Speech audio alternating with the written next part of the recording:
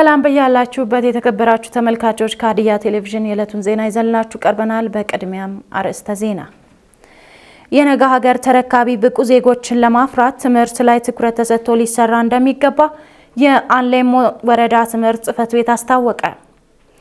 ኢትዮጵያ በራስ አቅምና በሕዝብ ትብብር በአባይ ጉዳይ ጂኦስትራቴጂያዊ የበላይነት መያዟ ተገለጸ። በ2017 በጀት ዓመት ከሮዝመሪ ምርት 4.3 ሚሊዮን ዶላር ገቢ መገኘቱን የስልጤ ዞን ግብርና መምሪያ አስታወቀ። ከውጭ የአፍሪካዊቷ አገር ኢስዋቲኒ ከአሜሪካ የሚባረሩ ሰዎችን ለመቀበል ከዋሽንግተን 5.1 ሚሊዮን ዶላር እንደተሰጣት አረጋገጠች።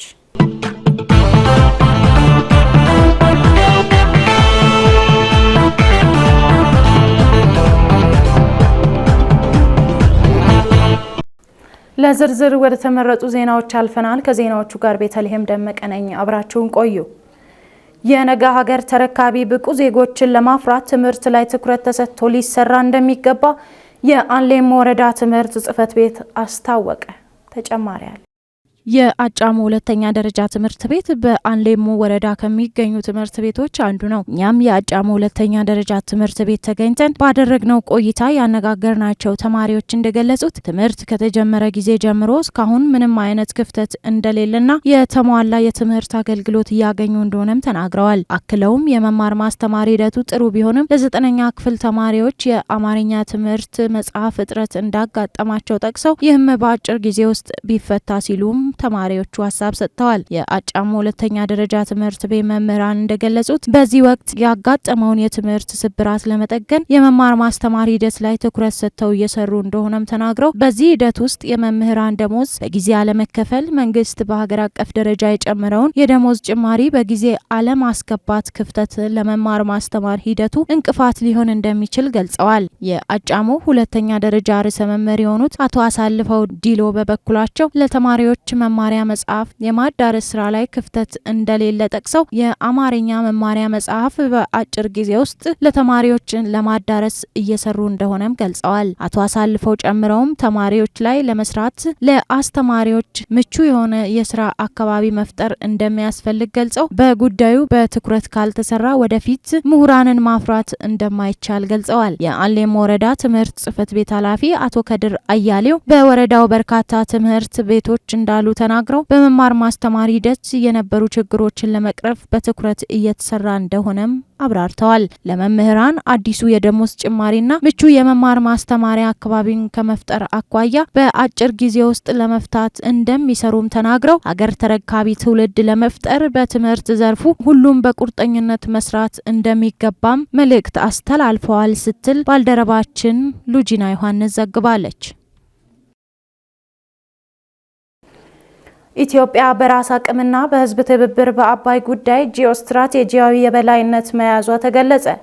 የማዕከላዊ ኢትዮጵያ ክልል መንግስት ፖሊስ ኮሚሽን ጂኦስትራቴጂያዊ ኩስመና ወደ ታደሰ ቁመና በሚል መሪ ሀሳብ ለፖሊስ አመራሮች ሲሰጥ የቆየው ስልጠና ተጠናቋል። ዘሪቱ ኤልያስ።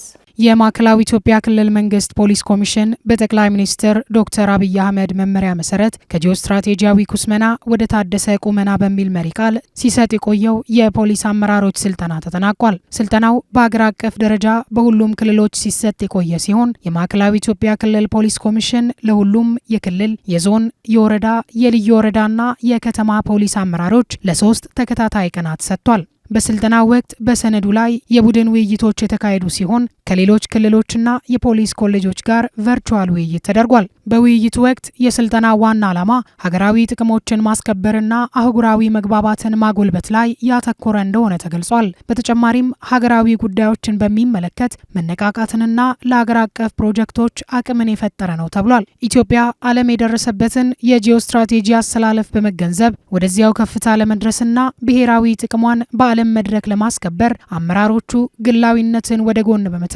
ኢትዮጵያዊነትን ማስቀደምና በጋራ መቆም እንደሚያስፈልግ በውይይቱ ተመላክቷል። የኢትዮጵያ ፌዴራል ፖሊስ ኮሚሽነር ጀነራል ደመላሽ ገብረ ሚካኤል በማጠቃለያው መድረክ ላይ ባደረጉት ንግግር ኢትዮጵያ የአባይ ጉዳይን በሚመለከት ያገኘችው ጂኦስትራቴጂያዊ የበላይነት በራሷ አቅምና በሕዝቦቿ ትልቅ ትብብር የመጣ መሆኑን ገልጸዋል። ይህም ኢትዮጵያ አትችልም በተባለችበት ጊዜ ችላ ማሳየቷን አመላክቷል ብለዋል። ኮሚሽነር ጀነራሉ አክለውም ይህ ስኬት ቀደም ሲል ከተቀመጠው አሻራ ባለፈ ለሌሎች አፍሪካ ሀገራት ማርሽ ቀያሪ እንድትሆን እንዳስቻላት አስረድተዋል። ኢትዮጵያ ባለፉት 7 ዓመታት በርካታ ለውጦችን ማስመዝገቧን የገለጹት ኮሚሽነር ጀነራል ደመላሽ የባህር በር ለማግኘት ተፈጥሯዊና ታሪካዊ መብቷን እንደምታስጠብቅ አጽንኦት ሰጥተዋል። ስልጠናው በዚህ እንደማያበቃና እስከ ታችኛው መዋቅር ድረስ ወርዶ ተግባራዊ እንደሚደረግ እንዲሁም በየዘርፉና በየጊዜው ተግባራዊነቱ እንደሚገመገም ተጠቁሟል። በስልጠናው ማጠቃለያ ላይ ለ20ኛው የብሔር ብሔረሰቦች በዓል በፍጥነት እየተገነባ የሚገኘው የአብዩ ኤርሳሞ መታሰቢያ ስቴዲየም ግንባታ፣ የሀዲ ነፈራን እንዲሁም አዲሱን የርዕሰ መስተዳደር ቢሮ ጉብኝት ተደርጓል። በ2017 በጀት ዓመት ከሮዝመሪ ምርት $4.3 ሚሊዮን ገቢ መገኘቱን የስልጤ ዞን ግብርና መምሪያ አስታወቀ። በዞኑ ወራቤ ከተማ አስተዳደር የሮዝመሪ ማሳና የቱሪዝም ሀብቶች ምልከታ ተደርጓል። ምንትዋቢ ያሱ ተጨማሪ አላት። በስልጤ ዞን ወራቤ ከተማ አስተዳደር አንሸቤሶ ቀበሌ የሮዝመሪ ምርት በማምረት ላይ የተሰማሩ አርሶ አደሮች እንደገለጹት በቀበሌው ከ110 ሄክታር በላይ ማሳ በሮዝመሪ ምርት ተሸፍኗል። በ1 ኪሎ ግራም እስከ 150 ብር እንደሚያገኙ የሚናገሩት አርሶ አደሮቹ ምርቶቹን እስከ ውጭ እንደሚልኩ ገልጸዋል። በዚህም ኑሯቸው ከጊዜ ወደ ጊዜ እየተለወጠ እንደመጣ አርሶ አደሮቹ ተናግረዋል። የስልጤ ዞን ምክትል አስተዳዳሪና የግብርና መምሪያ ኃላፊ አቶ ሙበራ ከማል በበኩላቸው በዞኑ 8200 ሄክታር ማሳ በሮዝመሪ ምርት መሸፈኑንና ከዚህም 6100 ሄክታር ማሳ ለምርት የደረሰ መሆኑን ገልጸዋል።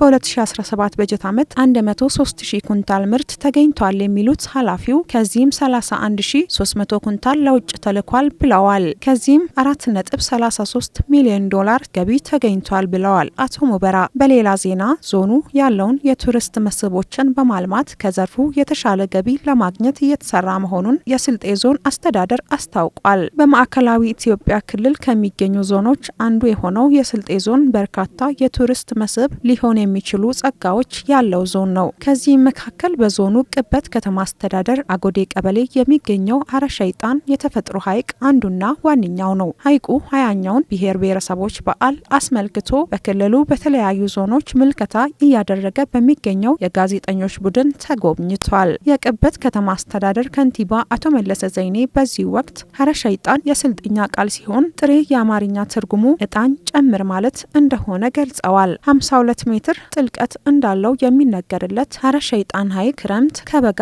የውሃ መጠን እንደማይቀንስ አቶ መለስ ተናግረዋል። ሐይቁን በማልማት ሙሉ የቱሪስት መዳረሻ ለማድረግም 72 ሄክታር መሬት ከይገባኛል ነጻ የማድረግ ስራ መሰራቱን ጠቁመዋል። የስልጤ ዞን ምክትል አስተዳዳሪና የግብርና መምሪያ ኃላፊ አቶ ሙበራ ከማል በበኩላቸው ዞኑ በርካታ የቱሪስት መዳረሻ ሊሆኑ የሚችሉ ጸጋዎች ያለው መሆኑን ተናግረዋል። እነዚህም በቀጣይ በማልማት ከዘርፉ የሚገኘውን ገቢ ከፍ ለማድረግ ከክልልና ጉዳዩ ከሚመለከታቸው አካላት ጋር በቅንጅት እየተሰራ ነው ብለዋል። ዞኑ ካለው እምቅ የተፈጥሮ ሀብት ተጠቃሚ ሳይሆን መቆየቱን የተናገሩት አቶ ሙበራ በተለያዩ ሚዲያዎች የፕሮሞሽን ስራ እንደሚሰራም አብራርተዋል ሲል ባልደረባችን ሙላለም ቀጭኔ ከወራቤ ዘግቧል። የማዕከላዊ ኢትዮጵያ ክልል የሚያስተናግደውን የኢትዮጵያ ብሔሮች ብሔረሰቦችና ሕዝቦች ቀን በዓል በህብረ ብሔራዊ አንድነትና ትስስር ይበልጥ በሚያጠናክሩ ልዩ ልዩ ኩነቶች እንደሚከበር የክልሉ ብሔረሰቦች ምክር ቤት አስታወቀ። ምህረት መለሰ ተጨማሪ አላት። የማዕከላዊ ኢትዮጵያ ክልል ምክር ቤት ዋና አፈ ጉባኤ አቡቱ አኒቶ ለኢዜአ እንደገለጹት የብሔር ብሔረሰቦችና ህዝቦች ቀን በዓል ህብረ ብሔራዊ አንድነትና ትስስርን ለማጠናከር ምቹ ሁኔታ ፈጥሯል። አንዱ የሌላውን ባህል ታሪክና ቋንቋ እንዲያውቅ፣ የእርስ በርስ ልምድ ልውውጥ እንዲጎለብት የበዓሉ መከበር ሚናው ከፍተኛ ስለመሆኑ አንስተዋል። ዘንድሮ በሀገር አቀፍ ደረጃ በክልሉ የሚከበረው በዓሉን የብዝሃ ባህል ታሪክና ማንነቶችን በሚያንጸባርቅ መልኩ በስኬት ለማክበር ቅድመ ዝግጅት መደረጉን ተናግረዋል። ይህም ከተለያዩ የሀገሪቱ ክፍሎች የሚመጡ የበዓሉን ታዳሚዎች በክልሉ ህዝብ እንግዳ አቀባበል ባህል መሰረት ለማስተናገድ ዝግጅት መደረጉን አንስተዋል። በዓሉም ህብረ ብሔራዊ አንድነትን ይበልጥ በሚያጠናክሩ ልዩ ልዩ ኩነቶች እንደሚከበር አስታውቀዋል። ህዝቦች አንዱ ሌላውን እንዲያውቅ፣ ሌላውን እንዲያከብር፣ ሌላውን እንዲቀበል በሚያስችል መልኩ ነው የሚከበረው። እኛም ደግሞ እንደ ክልል ከተለያዩ ከሀገሪቱ የሚመጡ እንግዶችን ለመቀበል ባህል ልኡካንን ሌሎች እንግዶችን ለመቀበል በየአካባቢው ሁሉም ዞኖች እንግዶች ሲመጡም ለመቀበል ዝግጅት እያደረጉ ነው ያሉት። በቀጣይም በሆሳና ከተማ ከመድረሳችን በፊት አቀባበል ይደረጋል። ሆሳና ከተማም እንደዚህ አቀባበል ይደረጋል። እንግዶቻችን እኛ ክልላችንን ወደውት ወደፊት በጥሩ ሁኔታ እንዲያስታውሱ በሚያስችል መልኩ እንዲከበር ዝግጅት ተደረገ። የሀዲያ ዞን ምክር ቤት ዋና አፈ ጉባኤ እቴነሽ ሙልጌታ በበኩላቸው በዞኑ ሆሳና ከተማ የሚከበረው 20ኛው የኢትዮጵያ ብሔር ብሔረሰቦችና ሕዝቦች ቀን በዓል የወንድማማችነትና የእህትማማችነት እሴት እንዲጠናከር ጉልህ አስተዋጽኦ እንደሚያበረክት ገልጸዋል። ሕዝቦችን የሕዝብ ለሕዝብ ትስስርና ወንድማማችን ከማጠናከር ከፍተኛ ሚና ያለ ነው።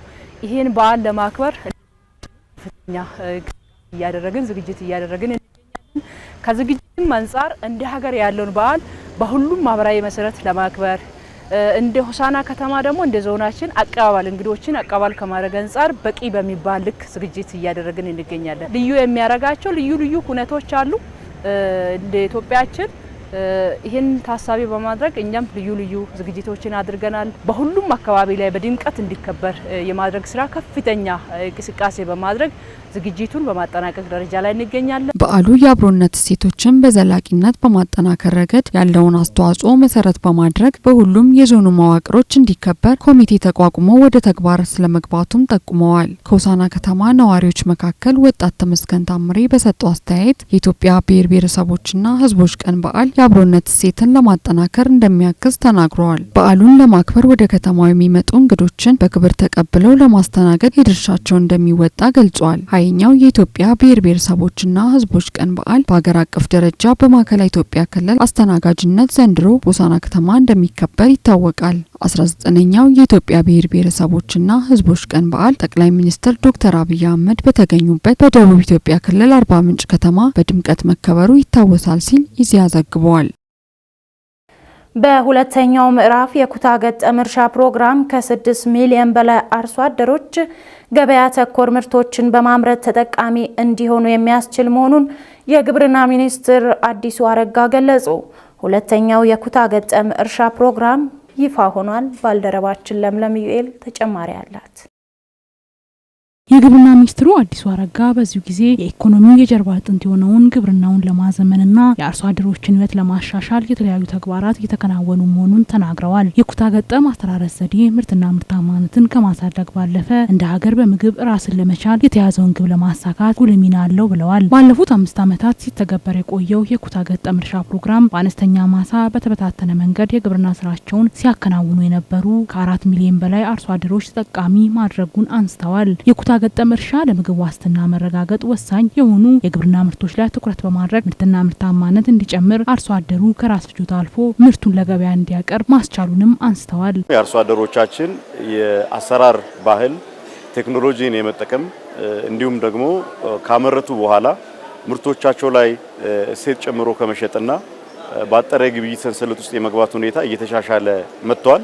ይሄ ለግብርናው እድገት ከፍተኛ መስፈንጠሪያ ሆኖ ጠቅሟል። በሁለተኛው ምዕራፍ የኩታ ገጠም እርሻ ፕሮግራም የአርሶ አደሩ ተጠቃሚነት የሚያረጋግጡና ግብርናውን የሚያዘምኑ አሰራሮች ተግባራዊ ይደረጋሉ ብለዋል። በዚህም ለአየር ንብረት ለውጥ የማይበገር ግብርናን ተግባራዊ በማድረግ ምርትና ምርታማነትን ማሳደግ፣ በምርቶች ላይ እሴትን መጨመር እንዲሁም የገበያ ሰንሰለቱን ማጠናከር ላይ በትኩረት እንደሚሰራ አስታውቀዋል። በሁለተኛው የክላስተር ፋርሚንግ አሰራር በነበረን ተደራሽነት ላይ ከፍተኛ መጠን ያለው ጭማሪ እናደርጋለን። ከዚህ በፊት 4.5 ሚሊዮን ጋር ደርሰን ነበረ። አሁን ግን ከ6.5 ሚሊዮን በላይ አርሶ አደር ጋር እንደርሳለን። የምንሰራባቸው ክልሎችንም ወደ 7 በማሳደግ ከፍተኛ እንቅስቃሴ ይደረጋል። በዚህ ሂደት ከግብዓት አጠቃቀም ጀምሮ የክላስተር አሰራርን ከማጠናከር ጀምሮ ምርቶች ላይ እሴት ጨምሮ ከመሸጥ ጀምሮ ለአየር ንብረት ለውጥ የማይበገር ግብርናን ከማስፋፋት ጀምሮ የወጣቶችና የሴቶችን ተጠቃሚነት በሚያረጋግጥ መልኩ የግብርና ትራንስፎርሜሽኑን መሬት ለማስያዝ መሰረት የሚጥል ስራ ይሆናል ተብሎ ይታመናል። የኢትዮጵያ ግብርና ትራንስፎርሜሽን ኢንስቲትዩት ዋና ዳይሬክተር ዶክተር ማንደፍሮ ንጉሴ በበኩላቸው በፕሮግራሙ አርሶ አደሮች ከማምረት ባለፈ ወደ ባለ ሀብትነት የሚሸጋገሩበት ሁሉን አቀፍ ድጋፍ ያገኛሉ ብለዋል። አርሶ አደሩ በክላስተር በመደራጀት ገበያ ተኮር ምርቶችን በብዛትና በጥራት እንዲያመርትና ምርቶችን ለሀገር ውስጥና ለውጭ ገበያ እንዲያቀርቡ ህጋዊ አሰራር የሚዘረጋ መሆኑንም ነው ያብራሩት። በመጀመሪያው ፕሮግራም ሰብል ላይ ብቻ ትኩረት መደረጉን አስታውሰው ሁለተኛው ምዕራፍ ከሰብል ባለፈ በተመረጡ የአትክልትና ፍራፍሬ በፍራፍሬ፣ በቡና፣ በእንሰት እንዲሁም በእንስሳት እርባታ ላይ ተግባራዊ ይደረጋል ብለዋል። ለገበያ ትኩረት አድርገው እንዲያመርቱ በብዛትም በጥራትም በዋጋ ተወዳዳሪነትም ለሀገር ውስጥ ገበያ ብቻ ሳይሆን ለውጭ ገበያም የሚቀርብ ምርት እንዲያቀርቡ ከዛ በተጨማሪ ደግሞ እሴት ጨምረው የሚያመርቱትን ምርት ሱፐር ማርኬት እንዲያስገቡ ውጭም ኤክስፖርት የሚደረገው እሴት ተጨምሮበት እንዲሆን ማድረጊያ ፕሮጀክት ነው። ቀደም ሲል የነበረው የኮመርሻላይዜሽን ክላስተር ሰብል ላይ ብቻ ያተኮረ ነበረ። አሁን ላይቭ ስቶክም በተለይም ደግሞ ፖሊተሪ አፒካልቸር ወይም ደግሞ ማር ንብ ማነብ እና የእንስሳት መኖን ያካተተ ነው። ስለዚህ በስኮፑም በዴብዙም በጣም የሰፋ ትልቅ ፕሮግራም ነው። በኢትዮጵያ የዴንማርክ አምባሳደር ሱኑ ክሮንግስትሮ በበኩላቸው ኢትዮጵያ በኩታ ገጠም እርሻ በርካታ ወጣቶችን ተጠቃሚ ማድረግ መቻሏን አድንቀዋል። ዴንማርክ ኢትዮጵያ ግብርናን በማዘመን ምርትና ምርታማነትን ለማሳደግና የአርሶ አደሩን ተጠቃሚነት ለማረጋገጥ የምታደርገውን ጥረት ትደግፋለች ብለዋል። እንደ ኢዜአ ዘገባ ሀገራቸው ለሁለተኛ ምዕራፍ የኩታ ገጠም እርሻ ፕሮግራም የ79 ሚሊዮን ዶላር ድጋፍ ማድረጓን አስታውቀዋል። የተወደዳችሁ ተመልካቾች ከሀዲያ ቴሌቪዥን ወደ እናንተ ሲደርስ የቆየው ዜና በዚህ አበቃ። ከዜናዎቹ ጋር ቤተልሔም ደመቀ ነበርኩኝ። ከቀሪ ሀዲያ ቴሌቪዥን ዝግጅቶች ጋር